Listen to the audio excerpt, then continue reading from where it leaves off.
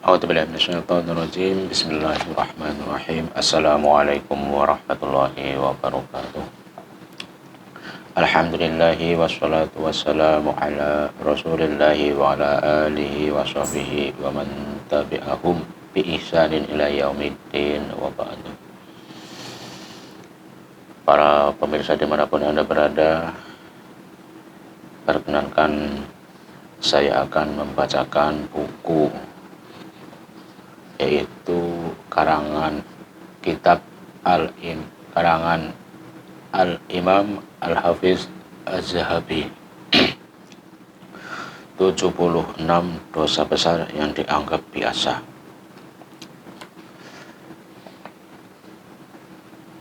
Puja dan puji syukur kehadirat Allah Subhanahu wa Ta'ala yang mana memberikan kekuatan iman Islam kepada kita semua.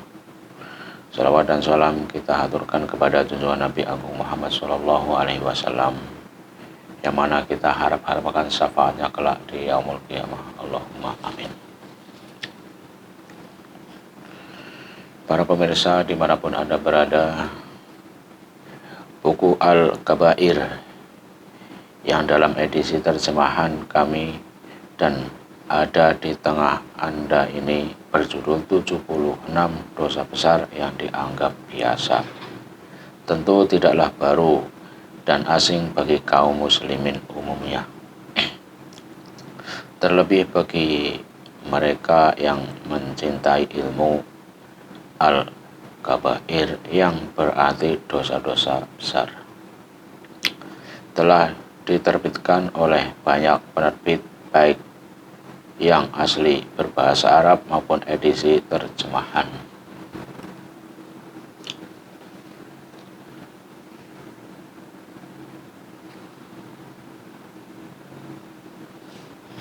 Ini tentu membahagiakan kita semua sebagai kaum muslimin, karena itu menunjukkan bahwa Al-Kabair diterima oleh kaum muslimin dan dibaca oleh banyak orang.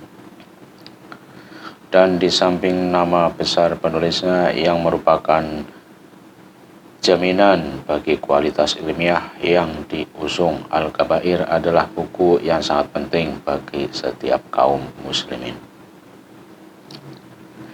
Karena buku ini memuat tentang larangan-larangan besar yang tidak boleh didekati oleh seorang muslim. Perlu kita ingat bahwa ubudiyah praktis yang Allah bebankan atas kita pada hakikatnya berkisar pada dua dasar: menjalankan perintah dan menjauhi larangannya. Dan Al-Kabair, dosa-dosa besar dalam buku ini adalah rambu-rambu yang tidak boleh diabaikan oleh seorang muslim, baik dalam masalah akidah, ibadah maupun muamalah. Maka sungguh sangat beruntung orang yang mempelajarinya, lalu memahaminya dan dapat menghindarinya secara total. Tapi sangat disayangkan penerimaan kaum muslimin yang begitu luas terhadap tema dan muatan Al-Kabair tidak berbanding lurus dengan kenyataan bahwa Al-Kabair yang ada di tangan mereka justru Al-Kabair yang telah ditambah-tambah dengan berbagai kebatilan, khurafat, dan kisah-kisah dusta yang mana Imam Az-Zahabi penulis berlepas diri darinya, ini dari satu sisi dan dari sisi yang lain.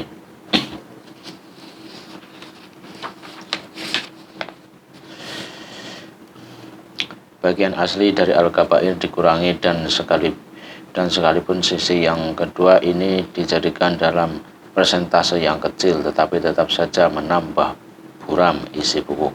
Hal itu karena di antara yang dihilangkan adalah hukum-hukum dan kesimpulan-kesimpulan Imam Az-Zahabi terhadap derajat hadis-hadis yang beliau jadikan sebagai dalil dari segi sahih, hasan, dan lainnya, yang merupakan tipikal dan ciri khas seorang ulama ahlu sunnah dan bukti kedalaman ilmu penulis dalam disiplin hadis.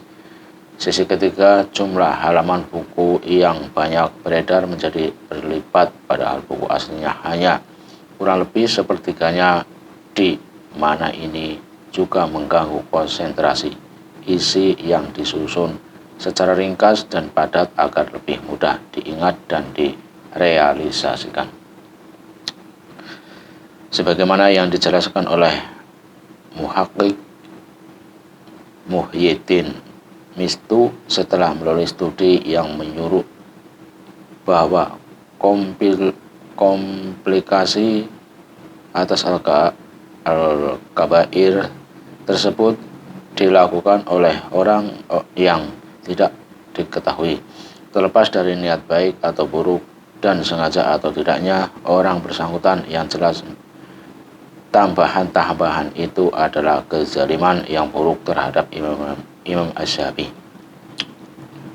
Nah, buku yang ada di tangan Anda ini adalah terjemahan dari kitab Al-Kabair yang asli yang ditulis oleh Al-Zahabi, Al-Hafidz Imam Az-Zahabi, yang selamat dari penambahan dan pengurangan oleh bid'ah, khurafat, dan kisah dusta. Kemudian Al-Kabair yang asli ini menjadi lebih simpel dan lebih tipis dari yang beredar di toko-toko buku, yang tentu saja menjadi lebih padat dan jauh dari kamuflase. Pembahasan panjang yang jelimet tapi kosong makna, dan buku ini menjadi semakin valid karena hadis-hadis dan riwayat-riwayatnya ditakhrij dengan standar ilmu hadis oleh pentahqiq. Pesan kami, sebelum Anda memulai mengkaji isi Al-Kabair, Anda sebaiknya membaca muqaddimah tahqiq agar menjadi lebih jelas berbagai sisi yang perlu diketahui darinya, dan berikut keunggulan edisi yang kami terbitkan ini. Dan segala puji bagi Allah yang dengan nikmatnya semua amal soleh menjadi kesempurnaan. Ini dari penerbit edisi terjemah. Mohon maaf bila ada banyak yang mungkin melanggar undang-undang. Saya hanya membaca karena saya beli buku dan saya membaca, dan saya bodoh dan ingin membaca daripada buku nganggur, dan saya bisa mengulanginya lewat konten-konten ini untuk melihatnya. Jadi saya cukupkan sekian dulu, besok melanjutkan dengan muqaddimah tahqiq. Assalamualaikum warahmatullahi wabarakatuh.